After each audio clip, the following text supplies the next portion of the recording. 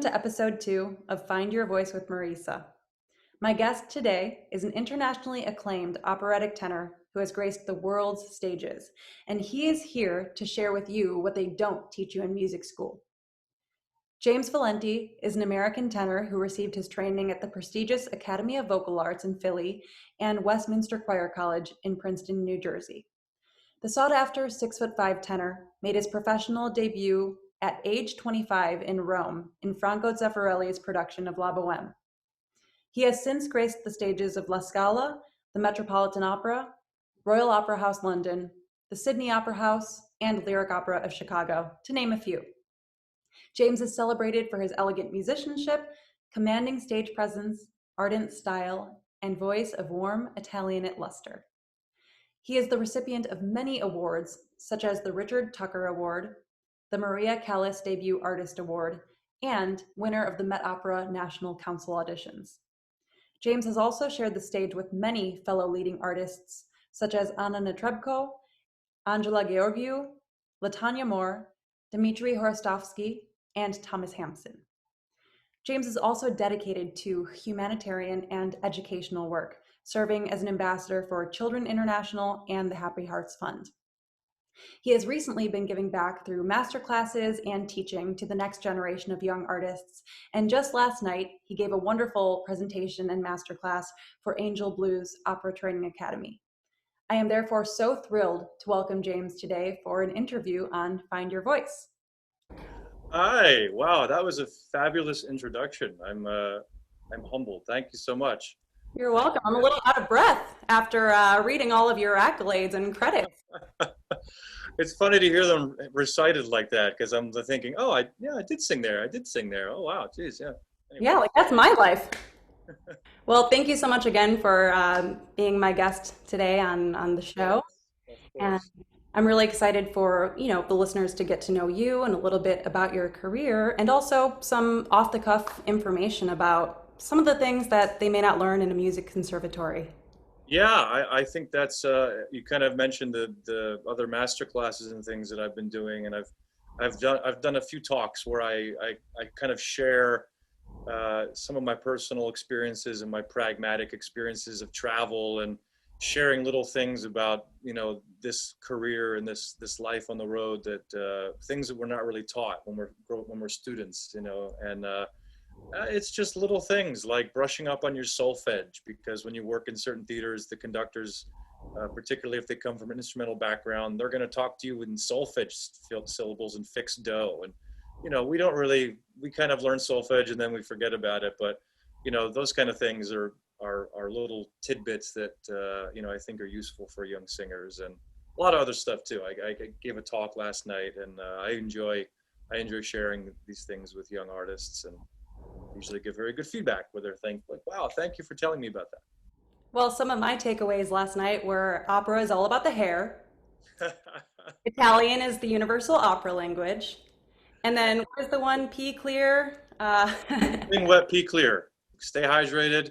And if you pee clear, you're in good shape. But yeah, and the opera is all about hair is a quote that Cheryl Milnes told me, who's a famous American baritone. And I had my hair quite short for a long time. And he told me one time, James, grow your hair out because opera is all about hair. So I did sort of have my hair longer. I think actually when I met you a long time ago, my hair was quite a bit longer. But yeah, so opera is all about hair. That's just a hilarious quote I just thought I'd share. So. It is a great quote. And yes, we met in 2013 when James was singing Lieutenant Pinkerton in Madama Butterfly at the Lyric Opera of Chicago. And I remember I went to the dress rehearsal and had the chance to hear him and was blown away with his talent, but also his kindness when I greeted him, after the show. So he's really a well-rounded artist and person. Well, thank you. Well, I'm certainly happy to be a part of your program here, and I'm very happy to answer and questions and talk about things. And so, I don't know if you just want me to keep pontificating and talking, or would you have specific things that... I've got questions for you. So please pause the pontificating. All right. So first off, I already mentioned that you were born and raised in Clinton, New Jersey. It's a pretty small town in New Jersey. So how did opera actually find you? Good question. I was actually born in Summit, New Jersey, which is closer to New York City. And then I was raised in an area called Edison, and I went to Catholic school there, and I was an altar boy and spent some formative years there. And then I moved further west in New Jersey to Clinton area, where I went to high school and sort of grew up. And a few months ago, actually, right before this pandemic started, I actually returned to my Catholic grammar school, which I hadn't been to since the 80s. And I went back there and sang for the students and had all kinds of pictures of me in different roles and kind of gave them a presentation about, life in the arts. And it was really rewarding to go back and visit. The same nun who was the principal when I was there is still there, which was Well, astonishing. Yeah. But it was literally like the week before this pandemic started, so I was happy that I got a chance to get it in.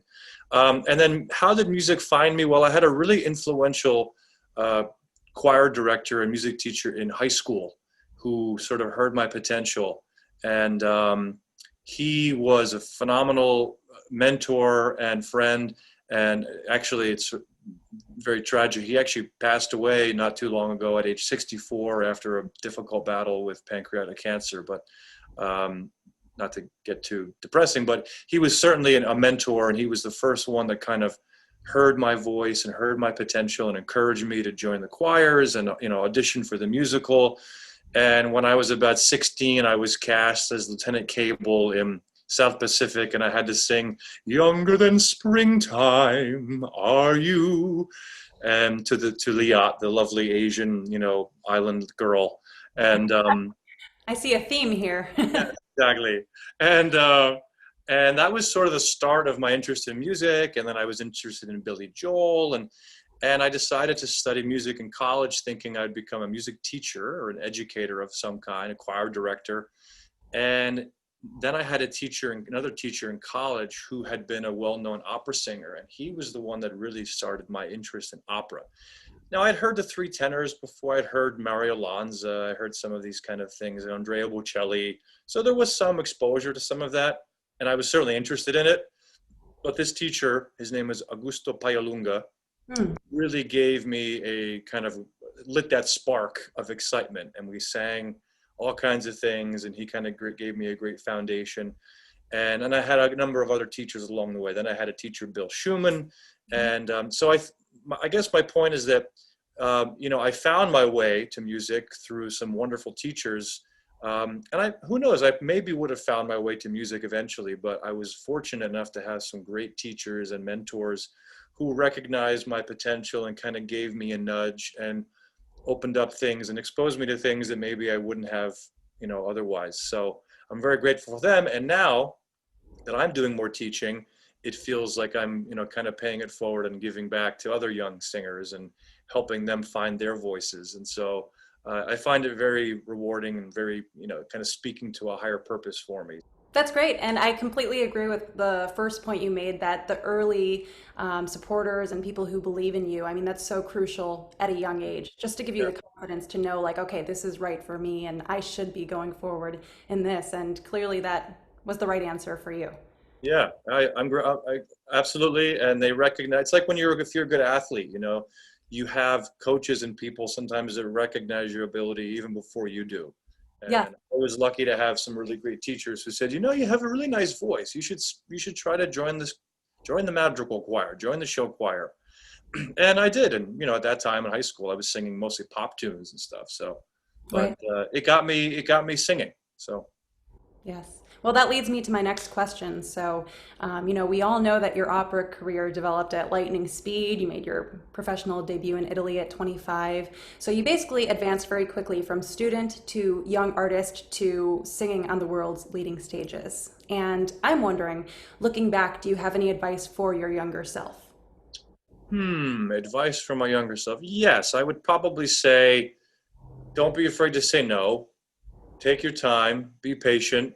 When you're young and these opportunities come to you, you kind of don't really fully grasp the importance of it. And you kind of take it for granted it's always going to be there too. You just think, oh, wow, they're offering me this and this and this, and to go sing here.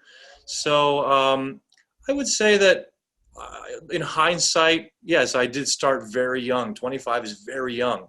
And I was still at AVA. I just started at AVA, actually. I probably wish I had waited a couple more years to really solidify things, solidify my technique.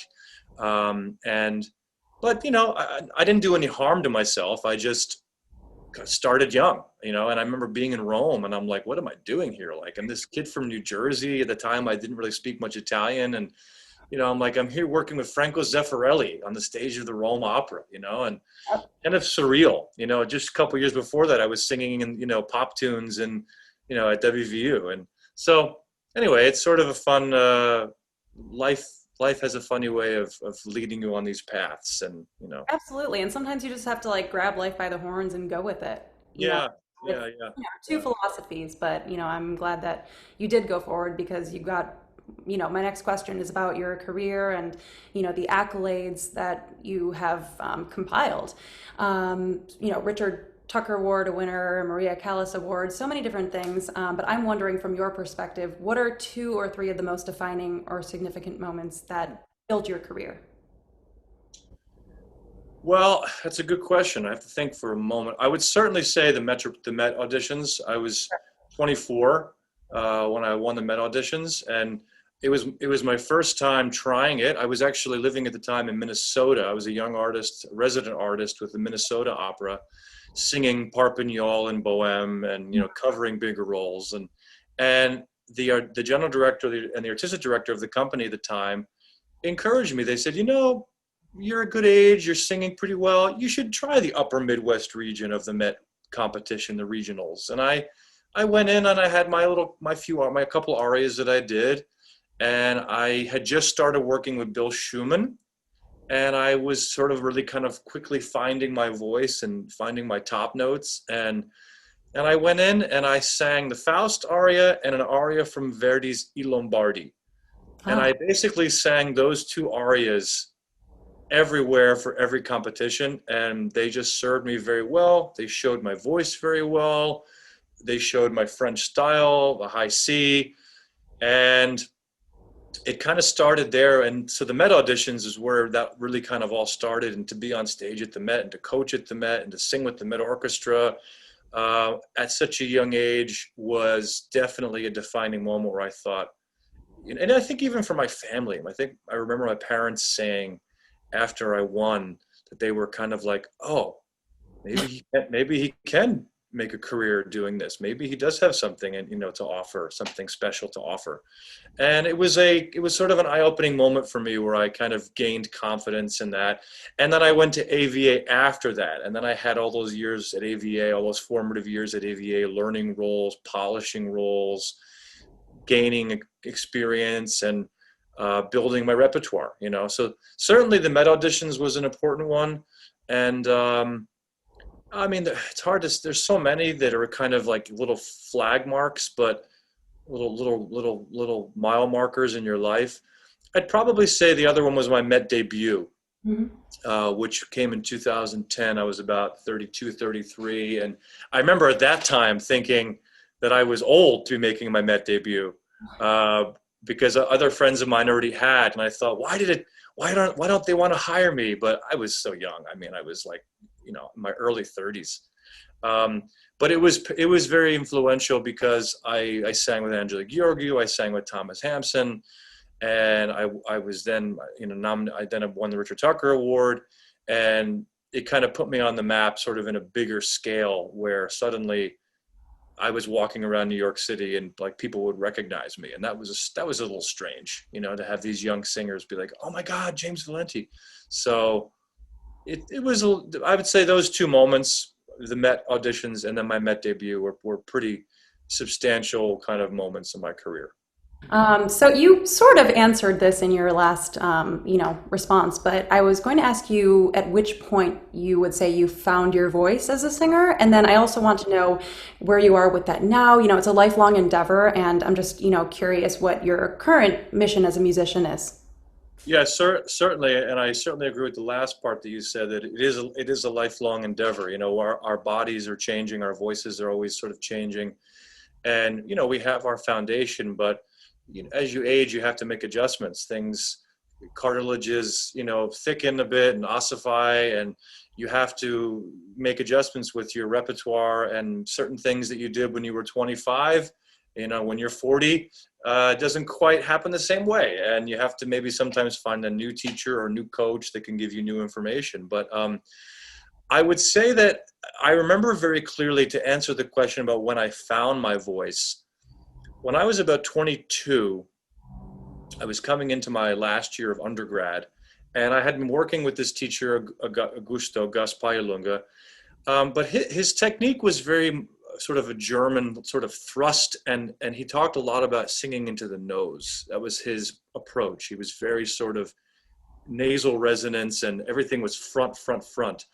And so I was never able to fully feel that kind of down and back space. Mm-hmm. And I would listen by the hours to people like Franco Corelli, who had this kind of, and I would listen like, how is he getting that sort of turn in the voice, around F and G?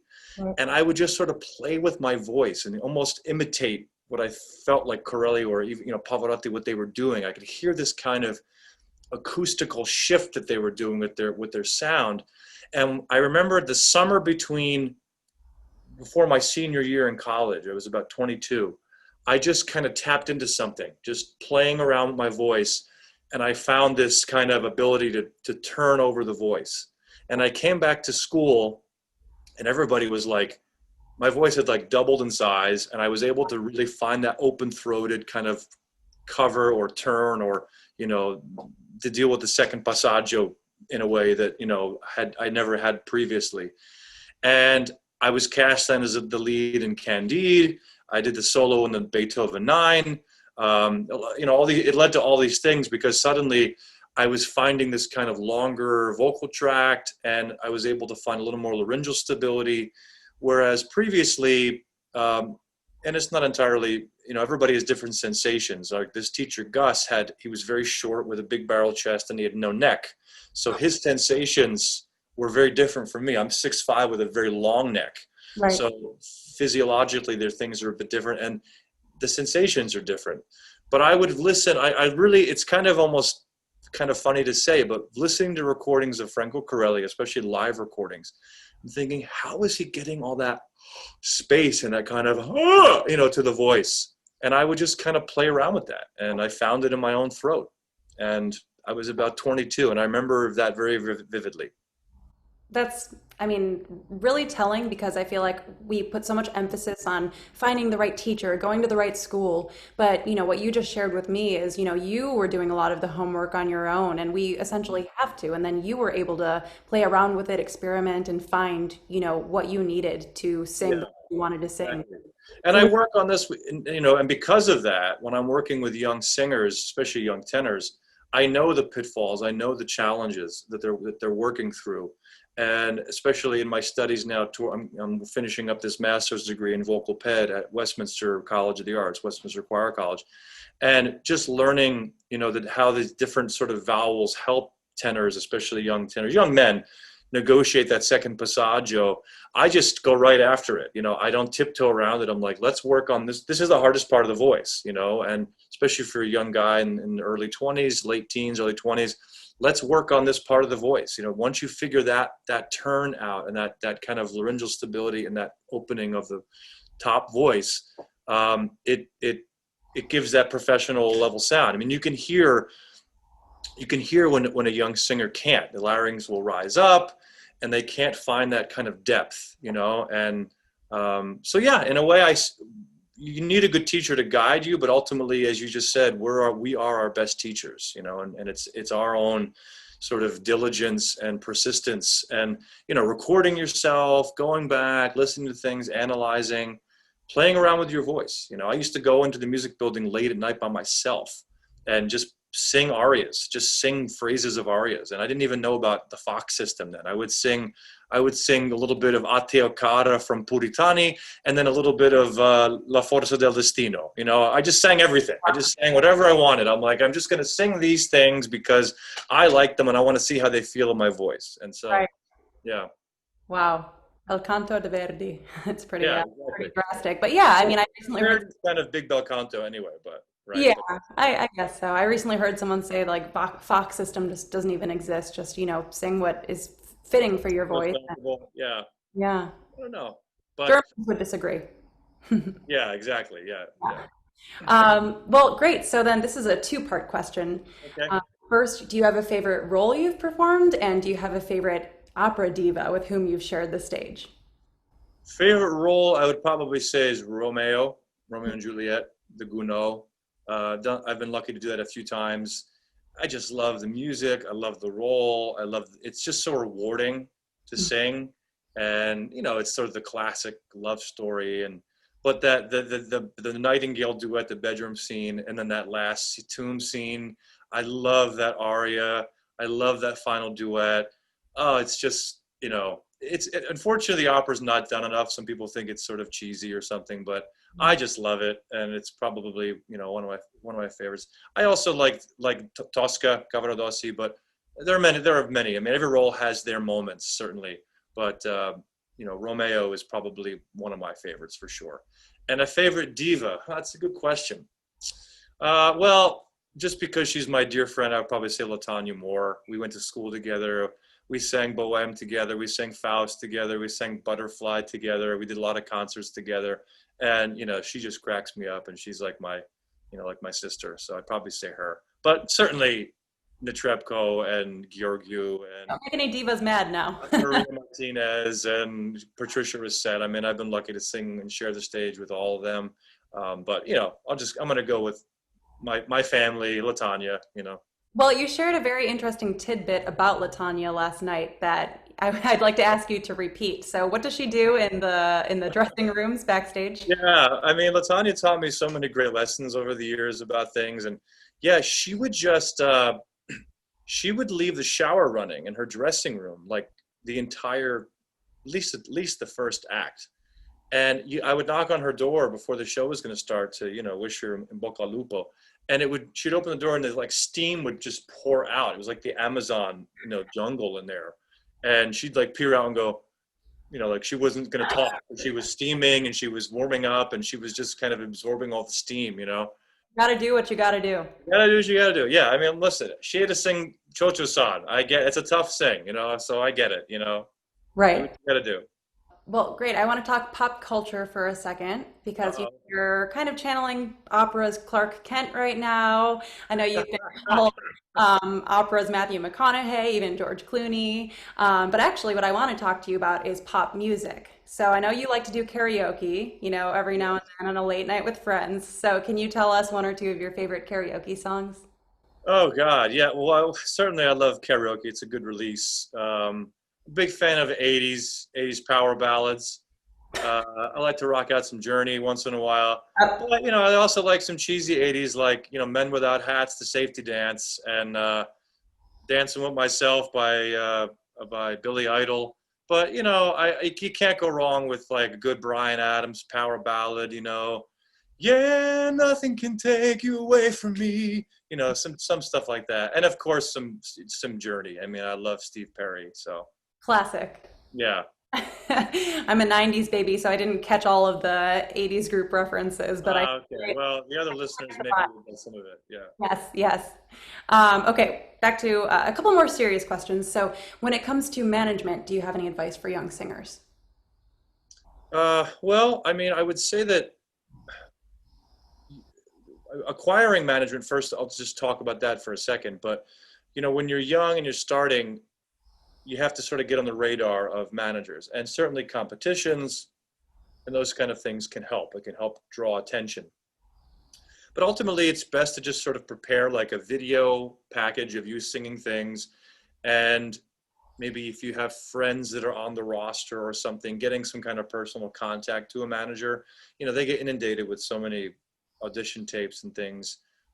If you can get a recommendation from either an artist that's already there, or a prominent voice teacher, or a prominent coach, or a conductor, to have kind of a bit of a reference for them to kind of pay attention to you, is just, and then ultimately maybe inviting them to, I'm doing this performance of such and such role at my university, and maybe they can come if it's not too far away. Hear you and see you live. That's sort of the ideal. And then dealing with management, they're there to make money. I mean, ultimately they want to make money. So sometimes they can be a little forceful with something and say, no, you have to go and sing this role right now. And they're going to pay you this kind of fee. And you have to sort of listen to your inner voice and trust yourself at that point and say, because ultimately you're the one out on stage doing it, right? The Right. management and even your voice teacher can say, oh yeah, this role's fine for you. Well, you're the one that has to be out there alone on stage in front of thousands of people doing it. So if you don't feel it's right, you don't feel like it's the right time, you don't feel like it suits you well, then you have to learn to say no. It kind of goes back to what I was saying earlier about talking to my younger self. Don't be afraid to say no. We have to protect ourselves. We have to look out for ourselves, for our voice, for our mental health, because it's a business, and we're a commodity in a sense, and people want to make money, and managers want to make money, and theaters want to make money, and we are a product that they want to sell, and so we have to just be aware of taking care of ourselves, and sometimes it means saying no. Right. We are, yeah, for sale essentially. So, we Yeah, have to be yeah. our own boss. Yeah. I mean, I had many times like that. I mean, I'm tall, I have a fairly good sized voice, and I had, people offer me things like Samson and roles like that I just felt like were just not appropriate. I'm like, I'm Romeo. I'm not Samson, Right. Right. I mean, I might sing it, parts of it well, but it's a much bigger sing, it's a different kind of voice. So Right. It's tough to say no because you feel like you're upsetting someone, but you have to ultimately, look out for yourself. So I'm yeah, glad you're sharing exactly that. right. Exactly. You summed it up perfectly. Right. Yeah. All right. My final question for you this evening is about, the current state of things in the US and globally. I mean, do you personally have hope for the classical music and opera industries returning to any kind of normalcy? Sure. I mean, I'm a hopeful guy. I'm a hopeful person. I try to be I'm a very glasses half full type of person with life. And yes, I do think that things eventually will return to some kind of normal. Maybe it'll be a new normal. I don't know what it will look like, but it has been fascinating to see during this time how quickly people have been able to pivot, and all this online content and all of these new kind of organizations popping up, and people are hungry to get things out there. And I found personally, people still want to study, people still want to sing, people still want to hear singing, they want to hear music and live streams, and attend master classes and work on their craft. And it's sort of very important at times like this to kind of dig deep and find that connection to, the arts, and create rather than just consume. It's so easy to sit around and just watch Netflix, and, you know, and Guilty. yeah, no, I mean, we all have moments of that, certainly, and you have moments of ingesting things and consuming, but I find that it's much more gratifying to be creating and to be putting that energy out there, that high vibration energy out there. And singing is certainly high vibration, right? Yep. And, I sing every day. Um, I have my students I work with, and it just kind of invigorates me. And so, yes, this is kind of a long-winded answer, but I do have hope that these theaters and things will open eventually. I mean, already in Europe, things are starting with outdoor venues. So, it may take some time, but who knows, in a year from now, maybe theaters will be back to selling to half capacity. You don't really, things are so uncertain at this point. We don't have any kind of reliable vaccine. Who knows, even if when we have a vaccine, if that will be much of a game changer. But at this point, people are certainly not rushing back to be in close quarters in a theater for hours on end with other people. So, but we're pivoting, and it's online content, it's outdoor spaces. But yes, eventually I am hopeful that people will line up and fill theaters again, and there will be a demand for live performance, grand scale opera, grand scale, Broadway shows. But certainly, this has been a very humbling experience for all of us, and it's been fascinating to see friends, you know, collaborating, and friends, pivoting, finding other avenues to invest in, and other areas to sort of go into for income, and people with families trying to pivot. It's an interesting time all around, and here in New Jersey yesterday we just had this huge, massive storm, this hurricane. It's all Oh, kind of reminding us how vulnerable we are. And I find something beautiful in that. And, I think we get so caught up in our fast paced lives. It's good to slow down and be like, let's just, let's just take a breath, just calm down for a second, be a person. And I'm just going to work on this song right now. I'm just going to work on this music right now. I'm just going to work on something, create something, write a story, write a poem, and to tap into that energy, I think is important. So I love the depth and positivity in your answer because, like you said, it is a time to get rooted and, yeah, have that self-discovery. And I think of it like an incubation period. And exactly. Yeah, I hope it doesn't go on forever, but we might as well make the best of it while we're in the here and now. And yeah, that's basically the most and the best we can do. yeah. And you certainly are. I mean, you've always been very motivated, and I've always admired that about you. And here you are. You're starting this great endeavor, and reaching out and interviewing people. And I think it's great. Asking important questions. Well, thank you, James. Thank you for Yeah. saying that, and thanks again for being here this evening. Sure. And I can't say goodbye without pointing out your fabulous teeth. We've for as long as we've known each other, we have competed for who has the whiter teeth, and I think I you have think me you're beat winning. tonight. What's that? Well, I mean, I have a bit of a tan, so maybe it makes my teeth look whiter. But Gotta yours are get that. yours are quite impressive. Well, thank you, and the battle continues. So, with that said, thank you so much again, James, and Yeah, I look thank forward you. to sharing your story and your advice with everyone. Great, thank you.